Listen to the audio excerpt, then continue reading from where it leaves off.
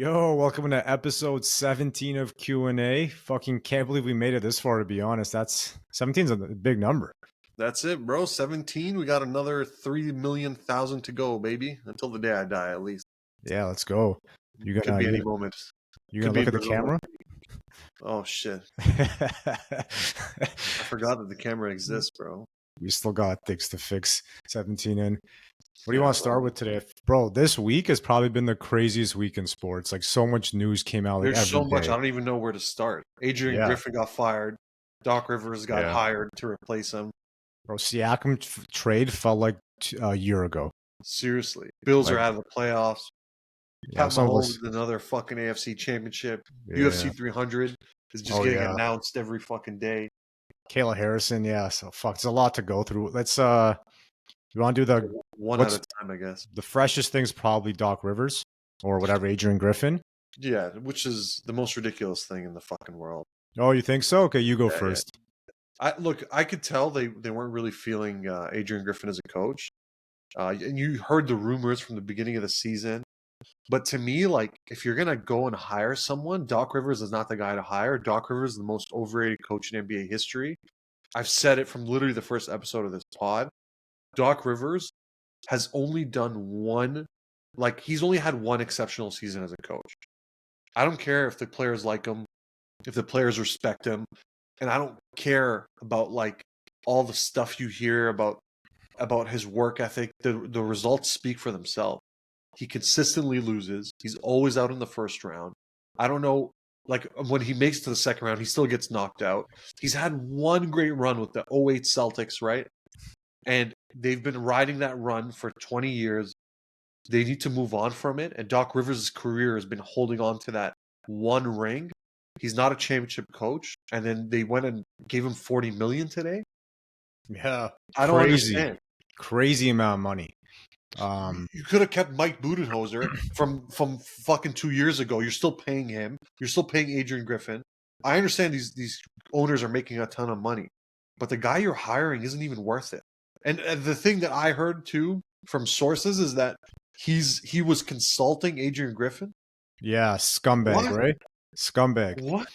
But yo, I don't sense.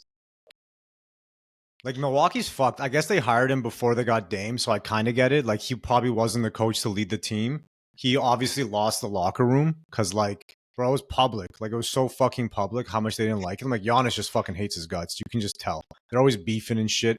He just said I love the guy on Instagram, but that's a marketing. Yeah, but that's What are you gonna say? Fuck that dude. They're dancing the next day. They're literally dancing, fucking celebrating that he's no longer there, which is felt hella disrespectful. But who knows what actually went down in that locker room? And I agree. I think Doc Rivers probably isn't the right coach, but I don't know if this team needs like a serious coach because like look at it like it's kind of like Cleveland, in 16 when they fired David Blatt.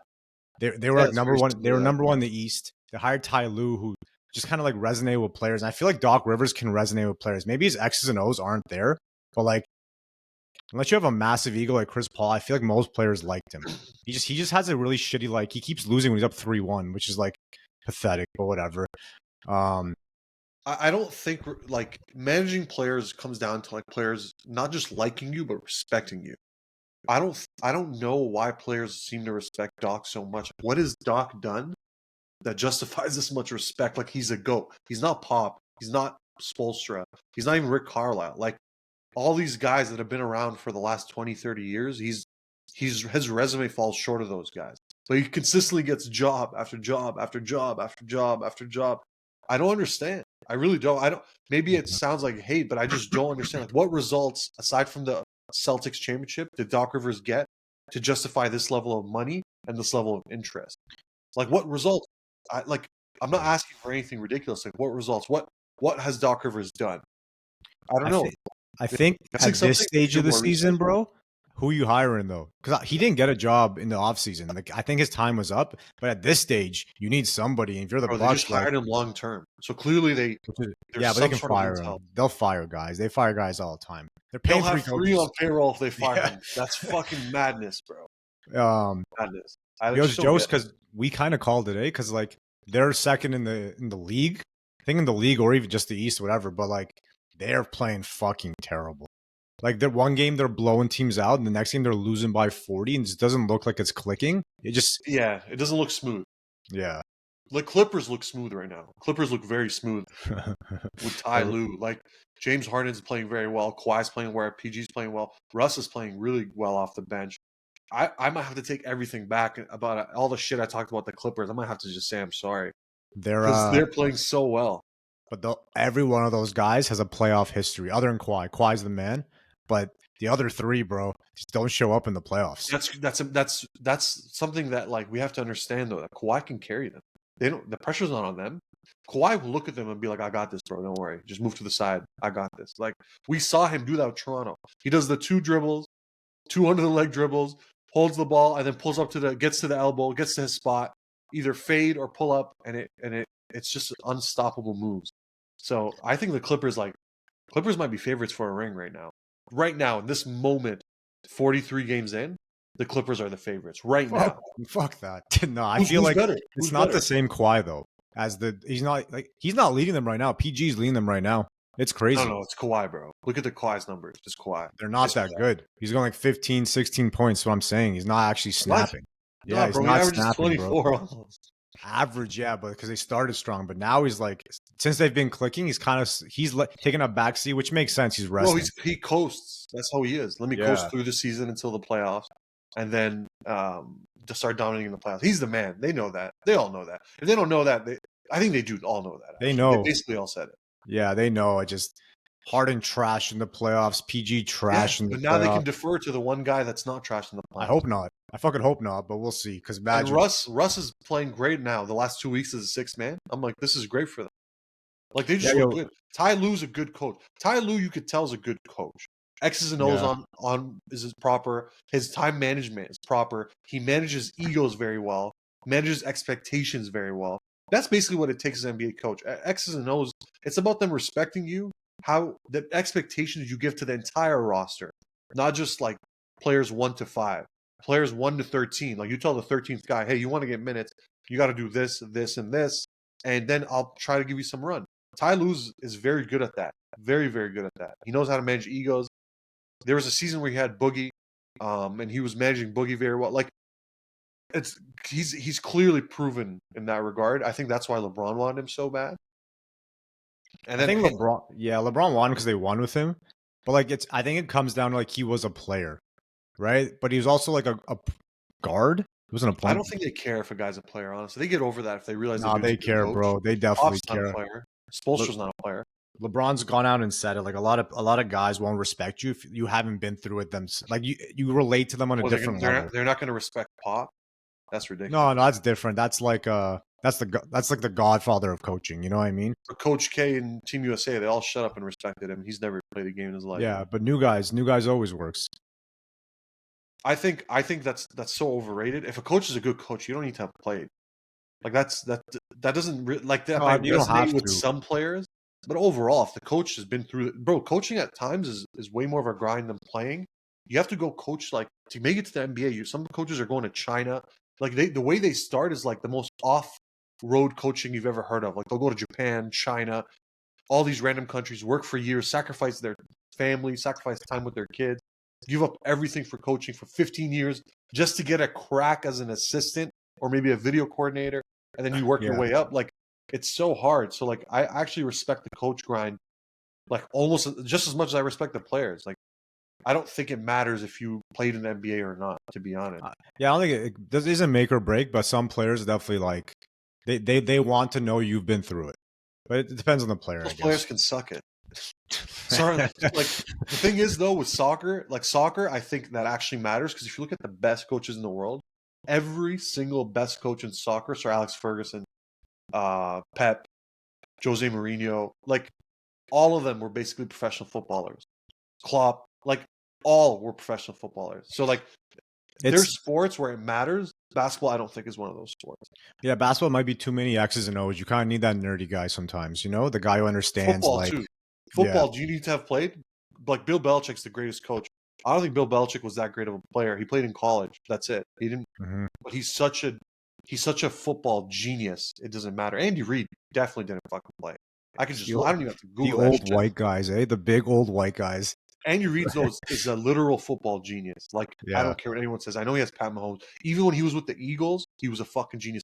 Eagles fans didn't want him to get fired. I remember, but Philly is just a dirty town. That's that's that's a good segue. So you want to do NFL? We could talk about last week or just go right into the next round. Yeah, I mean, look, we got Ravens, Chiefs, and Lions. Crazy. Yeah, Lions 49ers. Both games are fucking sick. Yeah. So that's super fun as a fan. I don't know who's gonna win, but my guess, and I'm gonna pick the Ravens. I think this is the Ravens' year. They're gonna go to the Super Bowl.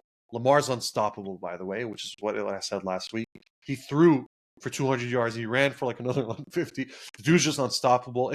If he's on, there's no way you can stop him. Seriously, like if he's diming, if he's throwing those type window passes, how do you stop Lamar? It's literally impossible. It becomes a shootout, right? It becomes because this is like this has to be his moment. You want to be the champ, you have to beat the defending champs, or you have to go through the guy who's like a step above everyone in the fucking AFC, right? So you got to outsling Pat Mahomes. It's going to be a hell of a fucking game. No, I don't think Pat's receivers are going to just magically show up this game. They showed up last game, kind of. They're good, bro. This isn't the same team that was in the regular season. Everyone keeps looking at the regular season. This is not the same team, bro. Show up. Travis Kelce showed up last week. He's the only one I can bet is going to show up this week. If you have to bet, all the other guys, I don't trust at all. The Ravens, on the other hand, they got a lot of guys that could show up. So the Ravens are just stacked across the board, man. Stacked across the board. They're going to control the ball longer, which puts a lot of pressure on the Chiefs to make. Doesn't matter. I don't see how the Ravens lose. Buffalo did that too. The Chiefs are the most fucking efficient offense in the playoffs. It's crazy. I think Buffalo doubled their time of possession. Buffalo. The thing with Buffalo that was kind of weird is, firstly, they didn't go for a field goal when they should have. Right? That was a huge one. Which one? I remember them punting when no. They went for a fourth down that they shouldn't have gone for. What was it? Oh, the DeMar Hamlin run. What the fuck was that? That was the fake punt. Yeah, the fake punt. Yeah. I'm like, yo, what the fuck are they doing? I'm thinking about the Bucs field goal, but anyway. The Bills, like, what the fuck was that? You didn't need to do that. That was a forced Disney. There are Disney miracle play. Let's go to the guy that everyone's gonna give for comeback player of the year for his heart attack, which I understand. But yo, this is professional sports, bro. Like, you think guys are like, oh yeah, let's just let him get the first down. I feel like at that point, that game was like the offense just kept getting points both ways. It's like, yo, we can't not get it. So they fucking made a dumb play. They got lucky with that fucking, what's it called? He let it go and went into the end zone. Oh, the turnover. He fumbled it into the end zone. Yeah. They got so fucking lucky. I feel like it should have been a blowout game. I mean, they got lucky with that, but the DeMar Hamlin call was really bad. Really bad. I think that kind of made the game feel weird. That was the first time someone stopped scoring. I feel like they scored on every possession until that. That was like the breaking point. It ruined the rhythm, and I feel like even as a player, I kind of ruined it just didn't make sense. Even the commentators were like, "Oh, it's a fake," and they knew like Tony Romo always does Bills games, and he knew it was a fake. He was like, "Oh," he's like, "I knew, but I don't understand why they would run it now. They didn't have to." Yeah, it didn't make sense. Just like the Bucs, they could have went for a field goal, right? And then they were down. They would have been down 7, but they went for the 2. It was like 2-point conversion made no sense. Yo, sometimes you don't need analytics, man. Analytics are grossly overrated. Sometimes, not all. There's times where it's like you have to understand. I don't need to use analytics right now, right? Like why are we using analytics? So yeah, that was crazy. So you have the Ravens, I have the Chiefs. Bro, I made some good money on the Chiefs. They've been the underdogs this whole playoffs. It's crazy. That's so dumb. Yeah, why are they underdogs? To Buffalo too, because bro, everyone's putting so much weight on this regular season. I'm like, you guys don't understand. Fucking Pat Mahomes. I'm not gonna lie, the Bills. You don't blame the quarterback. The only one guy you should be blaming for the last 8 weeks is Stephon Diggs. Stephon Diggs, he didn't show up at all the last 8 weeks. I don't know what happened, man. I'm gonna assume Stephon Diggs is injured. There's no way if you look at his numbers the first 8 weeks and then the last 8 weeks, he went from averaging like 100 yards a game to averaging like 40. And scored no touchdowns like for the last 8 weeks. Yo, something's not adding up. There's no way he just fell off. Like, yep, he just fell off. He can't make plays suddenly. He's definitely got injured. Something happened that we don't know about that he's keeping like secret because he doesn't want it to be seen as an excuse. I don't You think understand what happened to Stephon Diggs because he hasn't showed up the last 8 weeks. he's running, bro? He's making good runs down the field. He's missing gimmies. There's a ball in his hands. He just I don't it know goes about right that, through. man. He's not as open as he used to be. He's not getting as much separation. Those inches in the NFL are what makes really good players from very average players. Bro, he had a And drop that changed the that one game. drop was big. Yeah. But that's not a reason. Like that's just one play. The last 8 weeks, if you watch the games, he's just not as consistent. He's not getting separation. I don't know what the issue is, honestly. And it's actually bad for him because I think he's a free agent next year, or he could be one this year, but he has an option for next year. So if I'm the Bills, excuse me, I'm confused. What the hell happened to Stephon Diggs the last 8 weeks? Like, and Gabe Davis got hurt, so it didn't make sense for Stephon Diggs to get less production once Gabe Davis got hurt 3 weeks ago or 2 weeks ago. So it doesn't make sense. Like nothing was adding up. I'm going to give him the benefit of the doubt and say he's just injured and couldn't be as healthy and perform the way he normally does. Because there's no way. They started rushing more. I think it could throw a player off his rhythm. They're rushing a lot more in the second half. When they start going their win excuses for 8 weeks, like he's still such a nasty. He was coming into the year. He's one of the best 5 receivers in the world. So like, yeah, but they were losing when he was playing well. So the minute they switched, when they got their fucking win streak.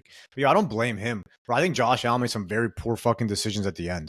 At the very end, but one of his throws came up so fucking short. The guy in the end zone was like looking at him like, "Yo, you couldn't just sling it a little further." Josh Allen has an arm on him. Josh Allen was making plays out of nowhere. He was about to get sacked. He'll break out. Josh Allen does shit. Yeah, he's a good run. He's a good runner, but like this is my issue with Lamar too, bro. We got to see if he hits it. You got to go through Pat Mahomes. Lamar's going to the Super Bowl. Once he makes the Super Bowl, even if he doesn't win it, you had the Bills going to the Super Bowl. I didn't have the Bills last week. You didn't choose the Bills. I don't know if I chose the Bills over the Chiefs. I don't remember that. You chose the Bills over the Ravens. I said Ravens Lions Super Bowl. Oh, I said Bills Lions. No, Ravens Lions. I'm down for the Lions, bro. I hope they fucking slap the 49ers. That would be wonderful. Bro, they almost lost to fucking Green Bay. That was a hell of a game. That was just some rookie shit at the end. That just shows that Green Bay is really fucking good. They're nasty. Jordan Love's nasty. Yeah, Jordan Love's the next up, and then everything was, bro. Their running backs fucking gross. Oh man. Do you wanna do UFC next? Or do you want us to we could do UFC. It's the UFC 300. Who's on? I saw Kayla Harrison get announced, which is pretty exciting. But like, she's lost recently, no? Yeah, she lost to some Brazilian girl that's clearly on steroids. She was on Kayla Harrison. I think it's good sometimes as a fighter when you lose. I think it's good for your career. There's no more pressure of trying to be the undefeated person. You kind of just relax a little bit. Like what's the worst that could happen now? I've already lost. So Kayla Harrison's going to kill everyone. Who's on the card? Dead. Who's the belt? Holly Holm is dead. Yo, Kayla Harrison is massive. Kayla Harrison fights at 145, not 135. We don't even know if she can make 135. So that alone is going to be a challenge for her. That might deplete the living shit out of her, which sucks for her. Honestly, she's taking a massive risk doing that, and I respect her for it because she's a jacked girl and she doesn't need to. Like, how much weight can you really lose? Health like efficiently to get to 135. Yeah. I don't know if that's going to be good for her, but let's assume she's at 100%, and she fights Holly Holm, who's a beast as well. I think she's going to beat Holly Holm. Her judo's way too high level for Holly Holm. But then again, Holly Holm's striking is way better than Kayla's striking. So that's a fan one fight. Of those classic matchups. Yeah, that's just a fight for the fan. Holly Holmes hasn't like competed in a while, right? For Holly Holmes is like, it's such a weird career because she's the GOAT boxer.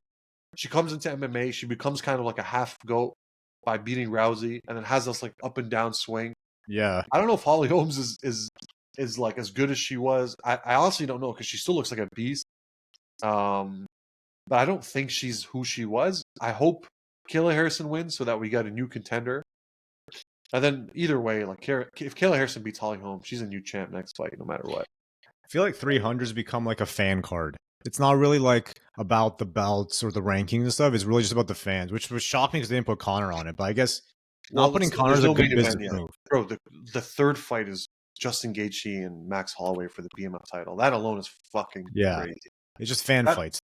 That's probably if they come out to perform and they both say fuck it. Yeah, they both like each other, so it's kind of weird finding a dude they like. But I guess they want it. If they both perform at their highest level and their peak, that could potentially be the greatest fight we've ever watched. Max That's Holloway yeah. just gets you fucking like it's like putting two psychopaths in a room and saying, all right, only one of you can get out. The only title fight on this is the Weili fight, right? The two Chinese ladies. As of now, if you Yeah. consider BMF a title fight, You think they're adding Adesanya? He's been teasing it. they can only add 2 more fights max. Like it's getting very tight, that card.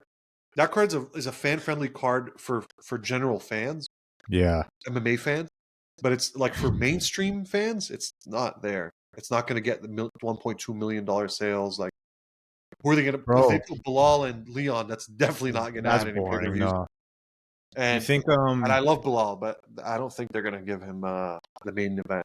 Unfortunately, you think Pereira fights heavyweight? I could see Dana doing that. That's crazy, right? But he said no. Dana said no. I don't think. Dana I think it was no? like one of those no. That's an actual no. He's like, yo, both guys got to win.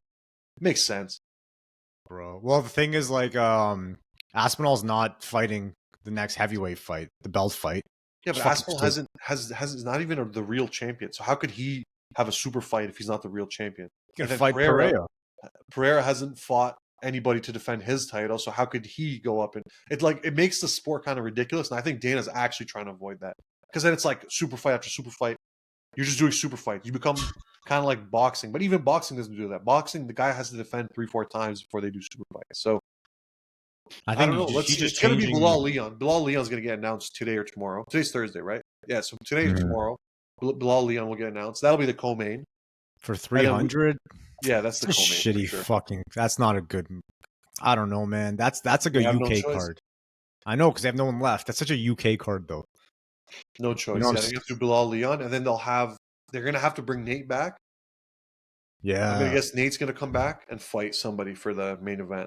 Because you need Nate. Nate will get you $1 million in pay-per-view sales. Then it makes everything worth it for everyone on the card. Everyone's going to get paid more.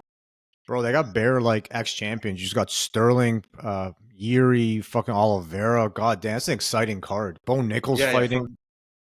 Bo Nichols. Figurino. Literally, Bo Nichols is going to be the opening fight. Probably. Holy shit, this card is stacked. Big name for a young prospect. Fuck, Sterling alone is an old champ. Literally 6 months ago was fighting for a belt. So, like, this is crazy. Sterling went up in weight. No, it's not. He's not fighting 135. Sterling? No, it's 145. Yeah. Yeah, they need a good main though. I don't think the Weili main carries it. That's not a main. That's not even a co-main. That's a third. I guess that's the third. That's a title fight. Yeah, it has to be a co-main. No, it could be the third, and then there'll be a co-main, which will be Bilal Leon, and then there'll be a main, which will be. Oh, you could do that. Nate, Connor, some superstar name, Brock Lesnar. Connor's out. Connor's out, bro. He's fighting in Fight Week or something. I just went blurry. You seen that? Yeah. Did you move it? I didn't touch it. That's weird. That's a little pause. Oh, there we go. Let's go. Yeah, I think they bring Brock back. Brock would be unbelievable. Brock, everyone's watching. I feel like your main has to be. He said no to Brock. He said no to Brock. He said no to Brock, and he said no to GSP. Someone was asking about it. The GSP is a good question. Yeah, I like that. Brock, you never know with Brock, bro. You just never know. But you know what's cheesy? Chael Sutton's teasing Habib. I'm like, stop teasing Habib. We're not getting him. There's no fucking chance we're getting him. Impossible. And if we did, who's he fighting? Impossible. Who's worthy of the fight? Video yesterday, bro. Habib's fat as hell right now. Fat, bro. For a guy that's in shape, not fat for like. Chael Sutton's out here getting clicks. He's like, he'll fight at 170. I'm like, buddy, shut the fuck up. He's not fighting. Don't get us excited. Habib will never ever go back on his word. I've been saying that. Once I heard that, I'm like, he's done. Bro, they offered him $40 million. That's insane. Like for the UFC too. Yeah, he's got that Arab money, bro. Yeah, chump change for him now. We don't even know how much Habib has. I'm gonna assume at least $300 million. You think so? 300? Yeah, Jesus Christ. Easily. Habib is so big in the Middle East.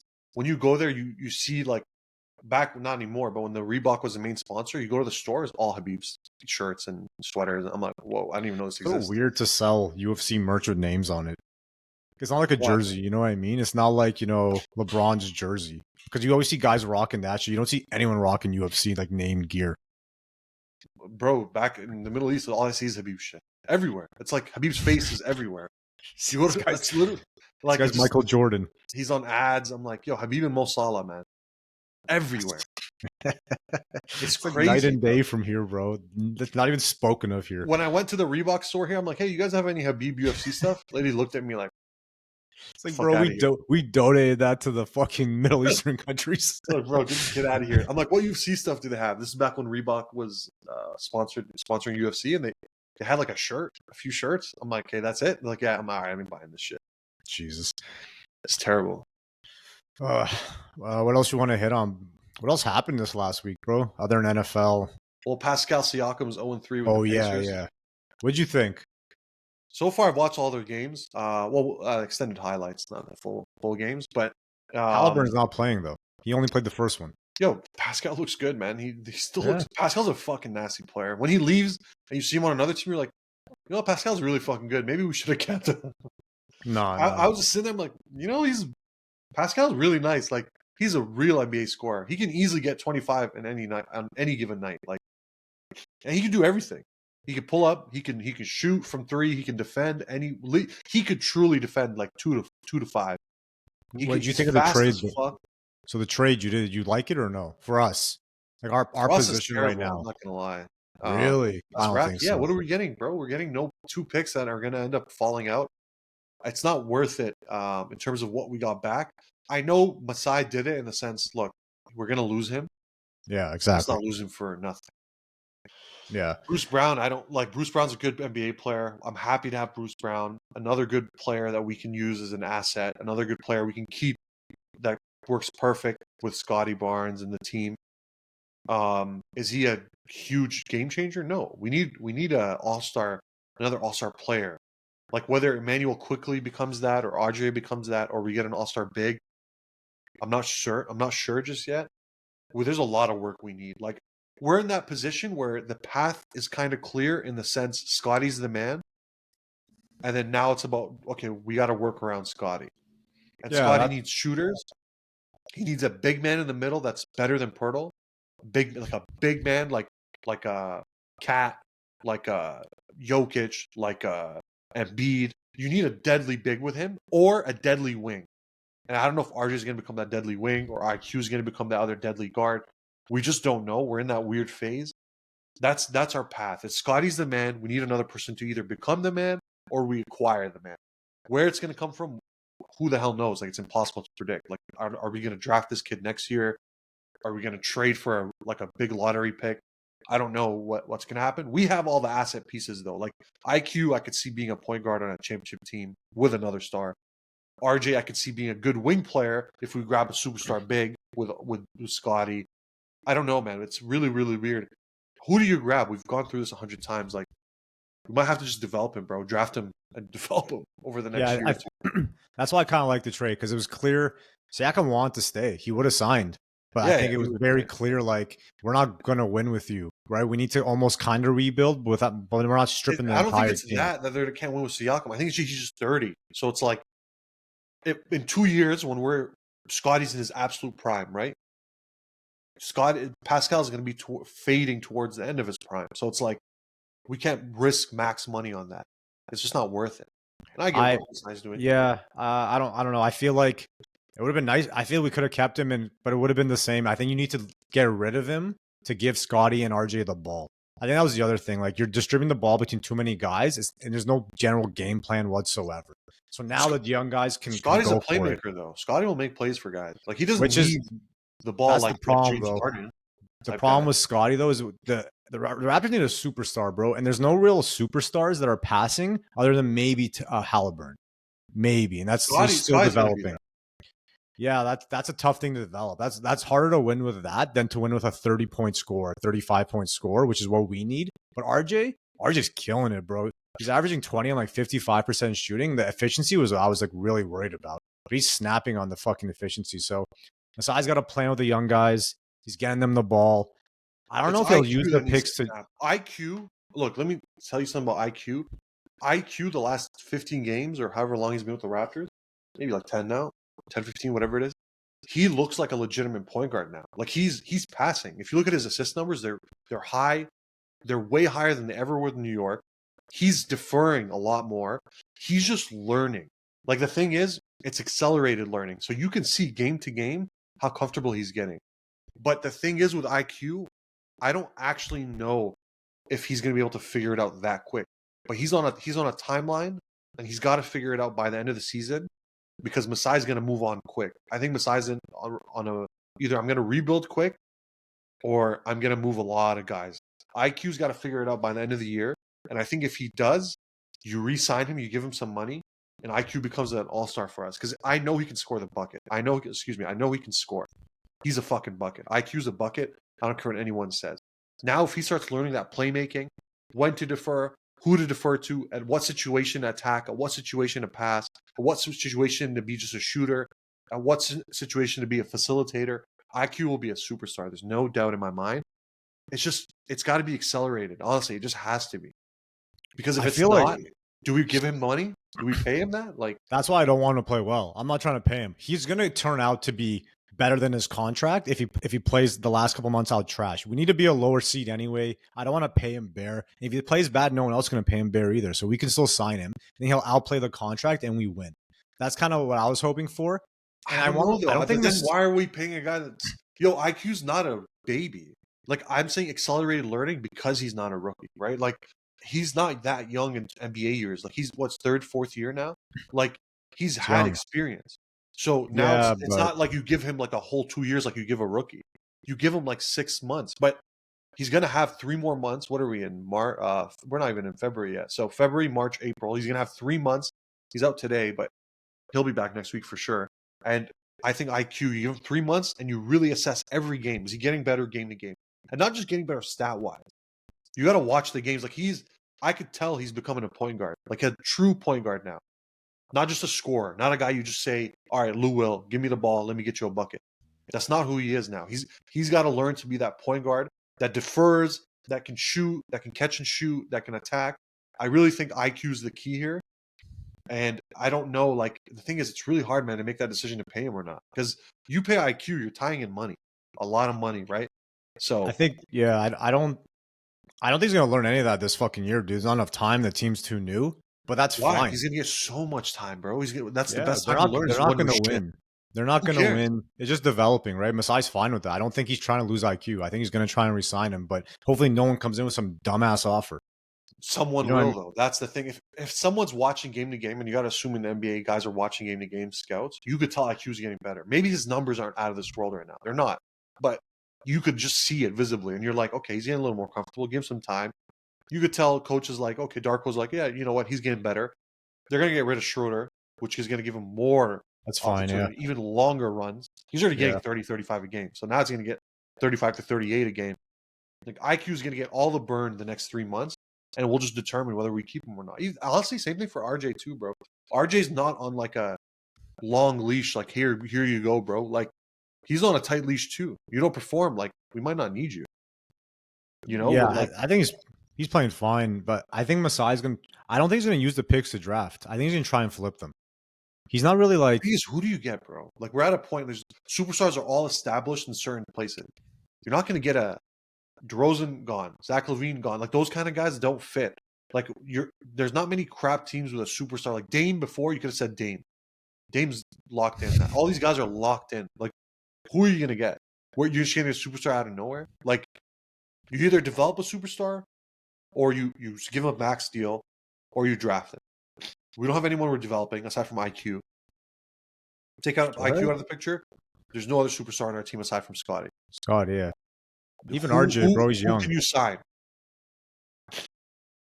We'll see, bro. It's about. I think he's going to try and move the.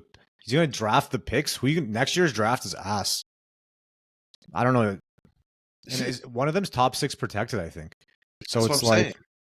I don't know. We're kind of in a weird spot, man. Like, I'm going to just bet on our development. Raptors make it through development. We develop RJ, we develop IQ, and then we build through them, and hopefully Scotty becomes a generational talent, and then we have our superstar for the next 10, 15 years that wins us games like Luka, Kyrie, all those guys. How many years are you giving Scotty? Because me and you were both like, this is the year, and then it's kind of panning out, but not really. Yeah, great. Yeah, 3 more months even. NBA is not a patient world. I've learned this. NBA is not a patient world. Bro. He needs to get to 25 points a game, bro. Like that's a minimum. You can't do a 20 points, 8 assists. It's not He's got enough to be, to be a especially if we're not superstar. winning, he's got to be turning up now. Exactly, yeah. But his shot was better this year, so at least he's working in the offseason outside the rumors we've been hearing. I mean, look, the clearly Masai has enough intel that he's betting the future on Scotty. Masai's betting his own future on Scotty. He has no choice. No, he does have a choice though. If Scotty wasn't panning out, I would have never traded Siakam. I would have never traded OG. I would have started. Why would I do that? If I know that this superstar is not going to be a superstar, that people are saying is going to be a superstar, I'm not going to bet my own future and the team's future on a guy that I know doesn't have the work ethic. No, he has the work ethic. I just feel like it doesn't matter sometimes. You still have to show up and perform. You know what I mean? You can work all your fucking like ass and day off, but like you're not dropping 25 a game and winning like doesn't matter. He's just gonna get. He's not showing like talent like Jokic. You have to look at it from other superstars in the league, right? That's how we have to compare it. Apples to apples. Yeah. SGA is putting up crazy numbers. Jokic's crazy numbers. Ant's numbers are crazy. Even LaMelo Ball's numbers are crazy. Cat's numbers were crazy before. Giannis' numbers are crazy. Dame's numbers are crazy. KD's numbers are crazy. All these guys' numbers are crazy. So if we want to compare apples to apples, Halliburton, the list goes on and on. If you want to compare apples to apples, he's not in the convo. Scotty is not in the same level as those guys. Yeah. Apples to apples. He's just not. So how long do we give a leash? I'm not giving him a leash that long. I'm just not. Does he make third team All NBA? I don't think so. If you really value defense in those numbers, then maybe, but he's not. There's no way. Of course not. Not even close. Do you want to do the All-Star game's coming up and voting starts happening now. You want to name East and West All-Stars maybe? I'd have to go through a list. Let me see if I can find a quick list. Just the starters. Let's just do the starters. Oh, just a starter? Yeah. Like the East I think is pretty easy. It's like Embiid, right? Embiid, Giannis, top 3 teams. Embiid, I put Halliburton in there, bro. Halliburton should be a starter. Who would have to? You have to look at it from how many? They get 2 guards and 3 forwards, right? Yeah. So you got Halliburton, Tatum's a forward. Yeah, Tatum's a forward. Embiid, Giannis take the other 2 forwards, and then you throw Donovan Mitchell or Jalen Brunson in there. Let's see. Well, why can't I find the fucking list so I can make my life easy? But I have to do it off the top of my head. Just do the standings, because you have to go from the top teams anyway, and fans are voting. Okay, let's see from the NBA Eastern Conference. Okay, Tatum is going to start 1,000%.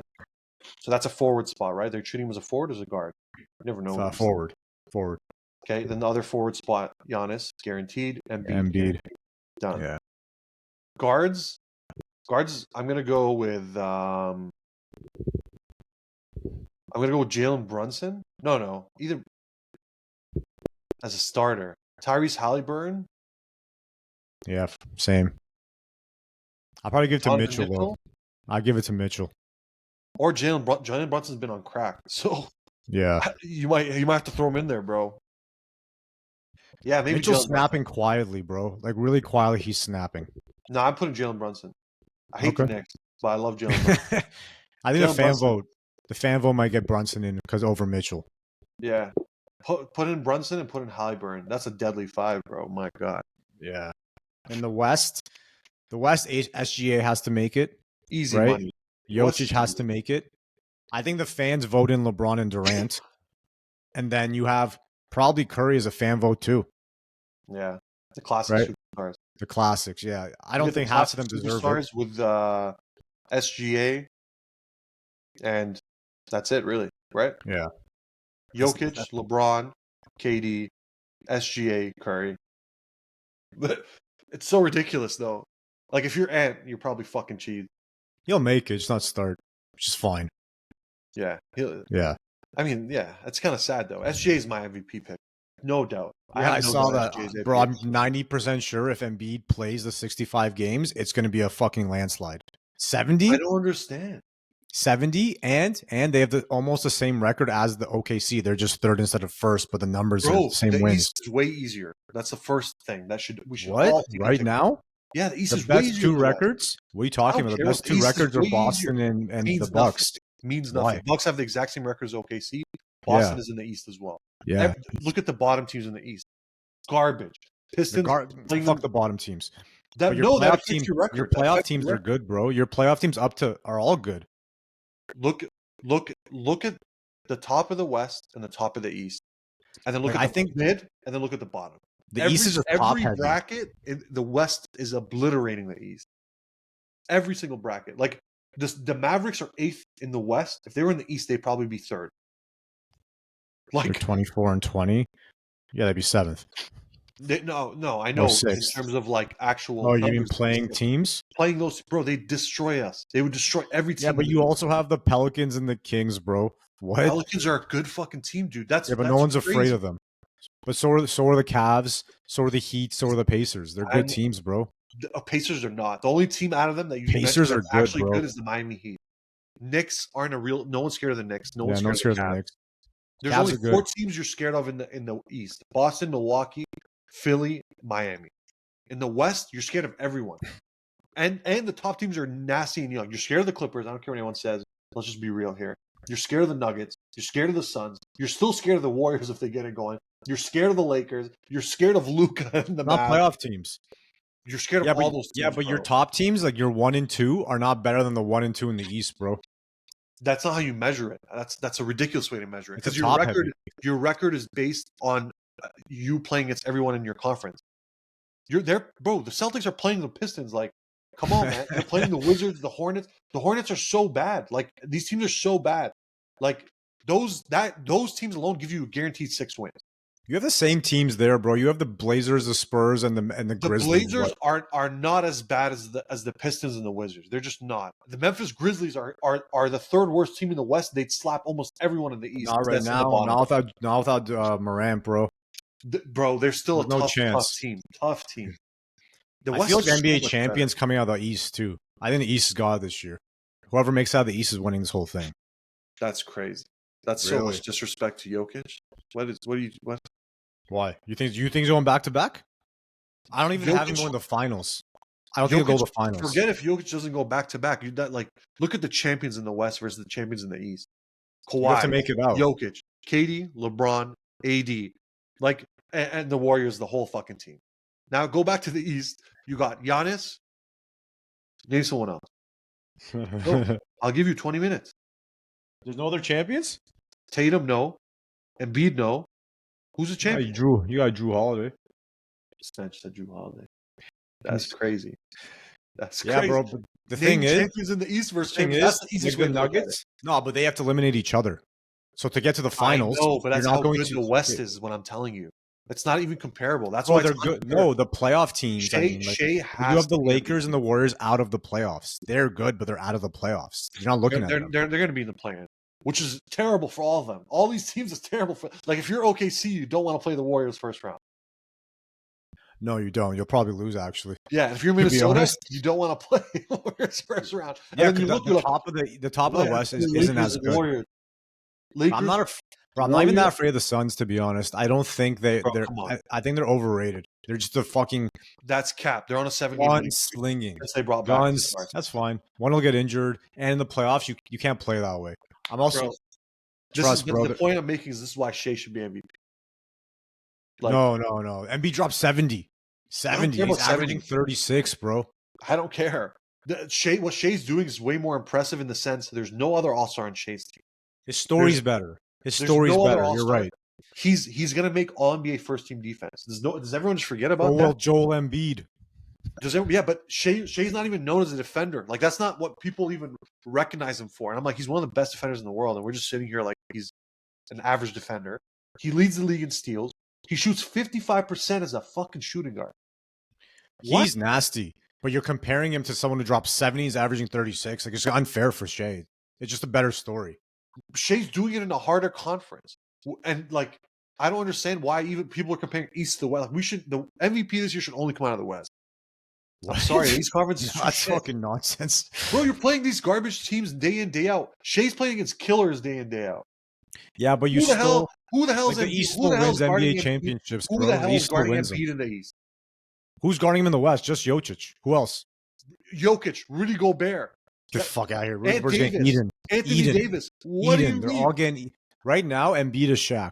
Right now, he's Shaq with free Yes, throws. I agree. No Embiid's one's a guarding monster. him. He should be second MVP, but Shea should be first. Shea's just. I hate when teams overrate scoring by 6 points. Shea could get 6 more points if he wanted. A game 36 is unheard of. He can do it. Did Kobe do 36? I think he did 35. In today's NBA, Kobe would do 40 again. If Joel Embiid doesn't play like today's NBA, he plays like that NBA. He plays in fucking like in the paint. Joel's dominant, but he's playing in an easier conference, so he's gonna get those wins. He's gonna get those nights. Shea's not getting a day off in the West. There's no days off. Your days off are playing against the Warriors now. That's a day off. I think the Thunder team is better than the Philly team. Honestly, I think they're way better than the Philly as top to bottom. That's fine, but Shea's leading them they're a bunch of babies. Well, that's my other point. No, they're overperforming for their age because they don't know that they shouldn't be winning. They don't give a fuck. They're just those young guys who just like we're taking everyone. They know that but they're led by a guy that's an absolute killer that's not getting the respect he deserves. Yeah, it's too early. It's too early. He'll come second. It's too early. If they finish first, I think it's the whatever it's called, the weight balance is going to shift right to the OKC and Shea being MVP. There's no way it doesn't. I think he wins it if Embiid doesn't play 65. He's probably not going to play 65 in my opinion. He'll get in. Something will happen again. Some normal bullshit. That alone is a silly rule, but I don't want to discredit Embiid for that. I'm not discrediting Embiid. I'm just giving all the credit to Shea because what Shea's doing is out of this world, and it's not. I feel like a real basketball fans should understand what Shea's doing is crazy. We've never seen a young guy lead a team of other young guys to be number one in the West, in the harder conference, as the best defender. Forget the scoring, because we know he's a deadly scorer, as the best defender and the fourth best scorer in the world. That's crazy. And he's shooting 54% as a shooting guard. But you're comparing him to the best scorer in the world, the best defender in the world. He's not just a better story. I don't think he's a better. I think big men get so much credit for defense because they orchestrate it, bro. You can guard more. It's true. But they just guard at the rim.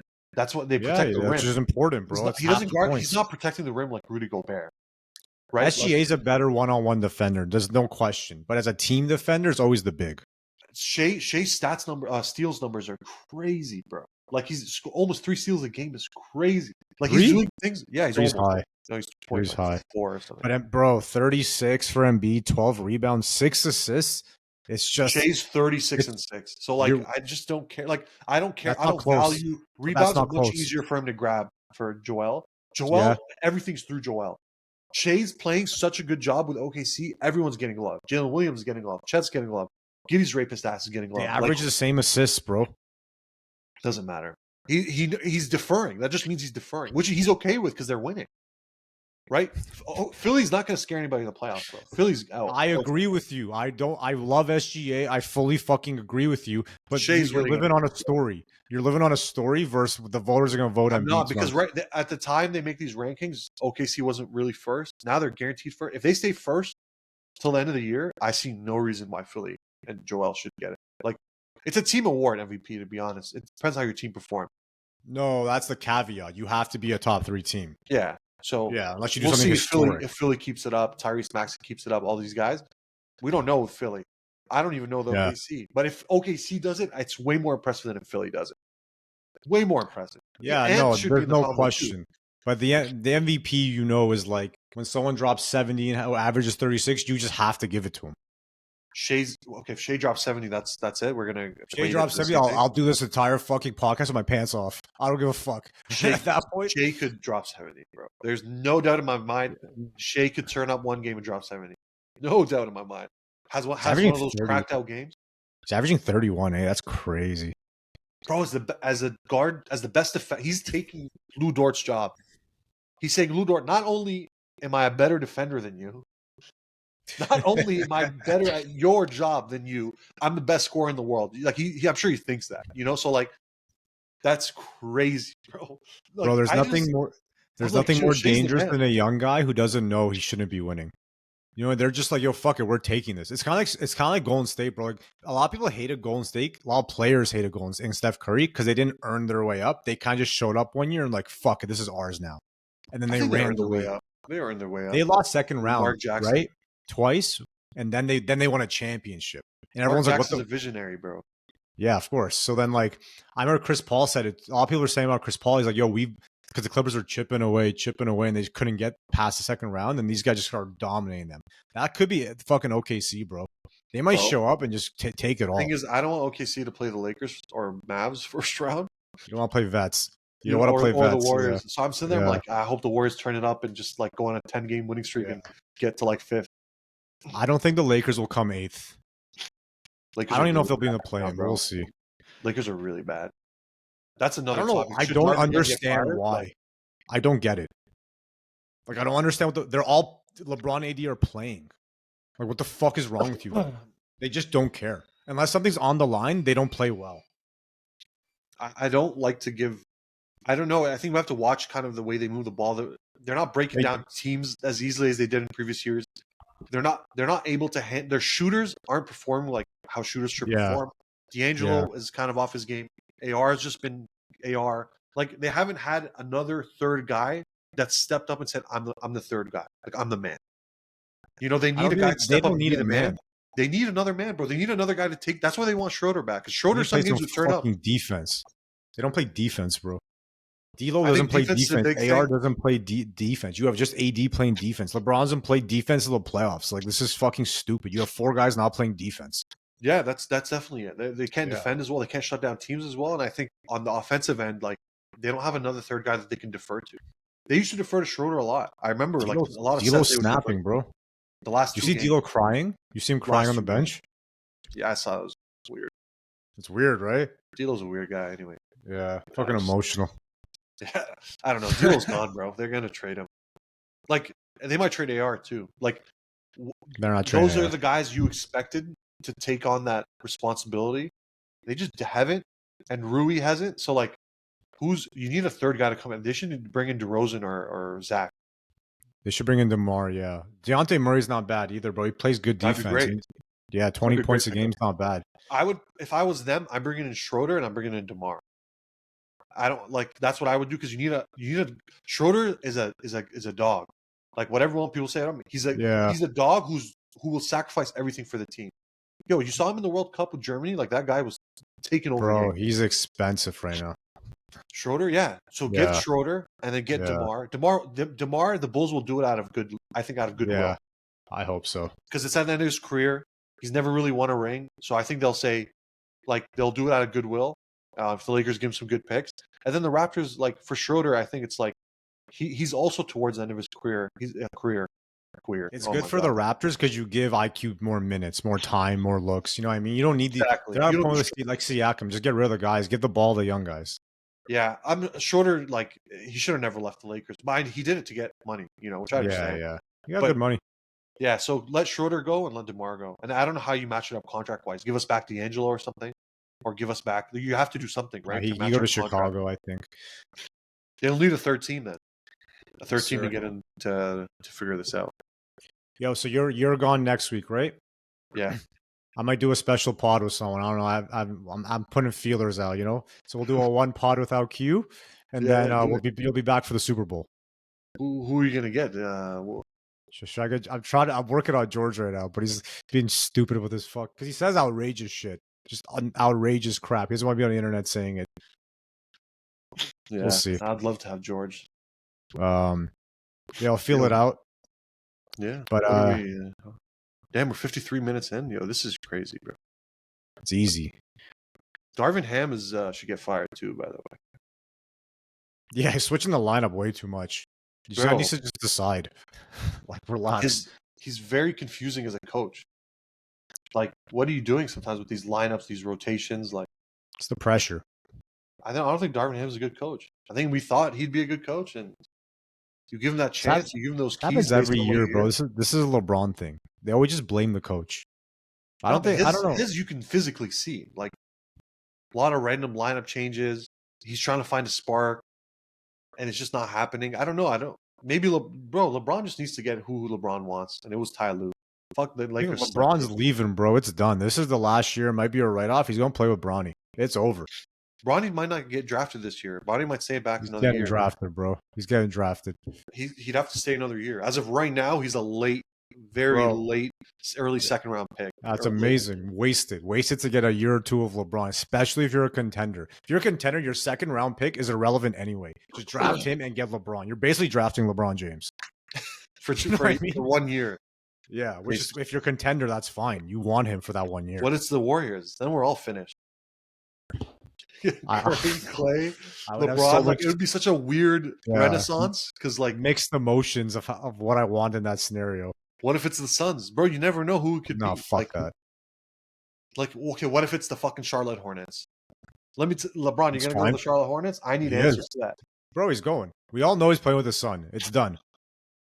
So Bronny, Bronny's a really good player though. Bronny's way better than I thought he was, honestly. Bro, I was reading teams have him pretty high on the board in the first round, like mid first round. Yo, he's NBA talent, 100%.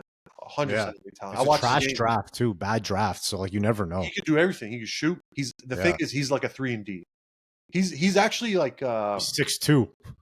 What I compare him to, he's Avery Bradley with a better jumper. Yeah, I could see that. Deadly defender, really explosive. He can shoot. Now, if he reaches his peak, I think Bronny James is actually kind of like a Russell Westbrook. If he reaches his peak. He's too small, bro. Nah, he could fly, bro. It doesn't matter. Those extra 1 inch, what are we doing? What are we talking? 6'3" versus 6'2"? That doesn't matter. No, so you need to be 6'4", bro. 6'4" is good. 6'4" is still undersized. Bronny will grow 1 more inch magically in the summer. He's suddenly 6'4". Bro, come on. This is some nonsense. Bronny's 6'2", 6'3", 6'4". Guy comes back with a massive jaw, fucking huge beard. He'll grow to 6'4". He's 6'8". Bronny, if he actually plays more, he can't play because of his cardiac arrest. If he gets more minutes and gets comfortable, he's a first-round pick guaranteed. Whoever was hating on him before, I think, is just a hater. It's clear. You can just see it. He's a talent, bro. He's nice. That's the LeBron James lottery part 2. Yeah, he's clearly, and he knows how. He's been dealing with pressure his whole life, which is a huge thing. LaMelo Ball is the best example of that. LaMelo actually, as a talent, he wasn't that athletic. He was kind of actually slow. He had a ton of skills, but the thing about LaMelo is he had pressure from day one, and he always lived up to the pressure. Then when he went to Australia, he turned up and then became a first-round pick. Before Australia, LaMelo was actually off draft boards. People forget that. I feel like we haven't really seen him play. But he had all this media hype. But then he dealt with the pressure, and it lifted him to another level. And I think Bronny could do the same as LaMelo. I think Bronny could be an absolute superstar. LaMelo was super immature though, because we also watched him grow up, so it's unfair to him. But he matured when he went to Lithuania, I think. Come on, man, he's a fucking 15-year-old. He was retarded. You could tell his teammates. Yeah, you could tell he didn't go to school, bro. His dad pulled him out of school to play basketball. You could tell. He doesn't know anything. But yeah, just a kid. Yeah, just a kid. He's a grown man. LaMelo is a superstar. I'd love to have LaMelo. My God. Do you think playing with LeBron your first year, if you're Bronny, helps you accelerate your career? Yes. Yeah, right? He already has LeBron as for guidance as his dad. Now imagine him just as a day-to-day player too. They probably haven't spent day-to-day together ever. I feel like it kind of fucks you because you can't go out, party, say what you did the night before. Yes, depending on depends. In front of your dad, I don't know. That age, you're a grown man, bro. And then what's your dad gonna be? I'm freeze your bank account. No, but LeBron's gonna be get the fuck in the gym and go study. So I feel like that whole part of the fun part of the NBA might be kind of taken from him. Bro, Bronny's a hooper, man. That's what the thing. Bronny loves basketball. What else? He loves basketball and video games. 2 things that are you can easily do in the NBA season. You can play video games after practice all day. And you can just go practice and study film. Being a video game head in NBA, I think, is the perfect thing. A lot of guys do it, bro. I'm not a fan. I think you should be in the gym. I think you should be in the gym. That Kobe mentality, bro. You can do both. You could be in the gym all day and play video games all day. What else you can do? Nah, bro. Kobe was losing sleep to get extra practice sessions in. Kobe, you know what I mean? No, Kobe allotted a lot of his extra time to his wife and kids. But if you don't have a wife and kids, you can play video games all day. Why is that? I wouldn't even be mad. Tim Grover says the guy didn't leave the fucking gym, bro. They had to stop him from working. I'm sure but there's 24 hours in a day. He slept 6 to 8 for sure. Kobe's He said he slept 6. He initially slept 8. He had to cut it out because he needed extra training sessions. So he started sleeping 6. So I'm saying all his in between times was spent with his family. Now imagine all your in between time rather than spending 2 hours with your kids, you video game for 2 hours. I don't know if that matters. Why does that? Why is that even a bad thing? That's even a good thing because you're relaxed. I just feels waste, bro. I don't know. I'm not a fan of this video game, this new thing everyone's doing, streaming too. Especially if you're a ball I player, love bro. it. If Of you're a course you ball love player, it. oh, I love video games. Yeah, Yeah, you love video games. video I games feel are, like a loser playing video games. I haven't played this year. I totally disagree. I think video games is the best outlet if you need an outlet from everything. Sports, bro. Sports are the best outlet. Sports is one outlet. Yeah. Video games is outlet you could have in the summer when there's no basketball, when there's no more playoffs. Like there's No playing sports, not watching sports. playing sports. Yeah, playing sports. That's the outlet. I don't know. It's not like so? Playing sports is deadly, but video games is so easy. You can do it from Bro, home. we grew up like the kids playing video games with like really skinny loser kids who were antisocial, and the kids you could like hang out with the normal were playing sports. Depends what age you are. Like if you have things established in life, like you have a business and you're working and you play video games, like why is that? That's not gonna affect. Yeah, that's fine.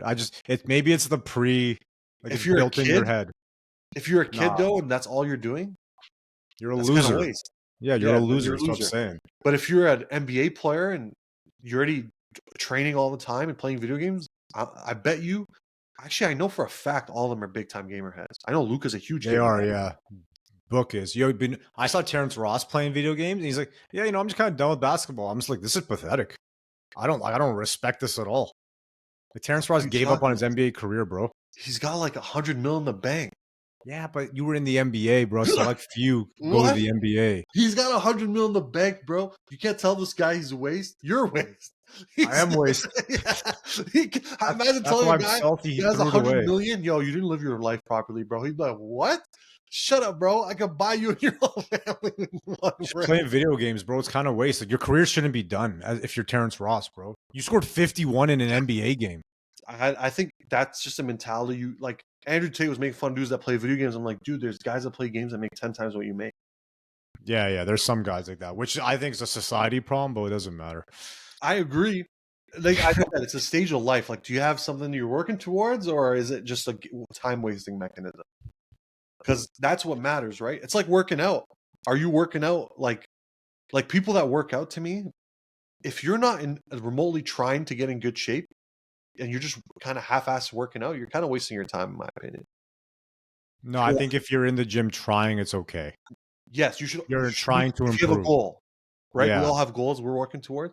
But if you're that dude that's like half-assing it, like to me, it's like, yo, you're just wasting your time. It's better than nothing. At a certain stage in life, you're just wasting your time, bro. Like, work towards something. Like, either is it weight loss?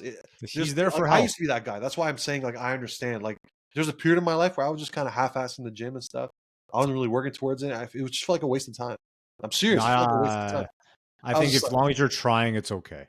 Bro, I see fat people half-assing the shit out of their runs, but I'm like, yo, he's out here running. I respect this. Oh, a fat guy, yes, and morally obese. Most people are. You mean like in shape people? Like a regular person, yeah, not extreme shape, not terrible shape, just a regular dad bod dude.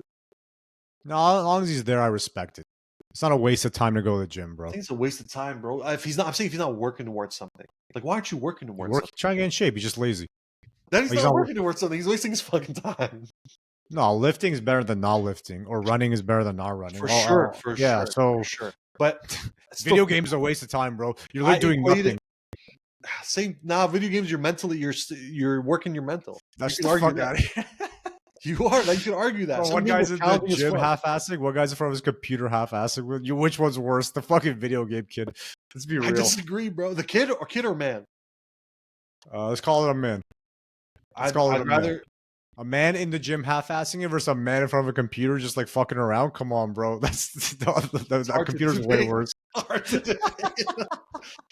Yeah, definitely playing games is definitely more sus. All right. For sure. But playing games is way more fun. Yeah, it's not even close, bro.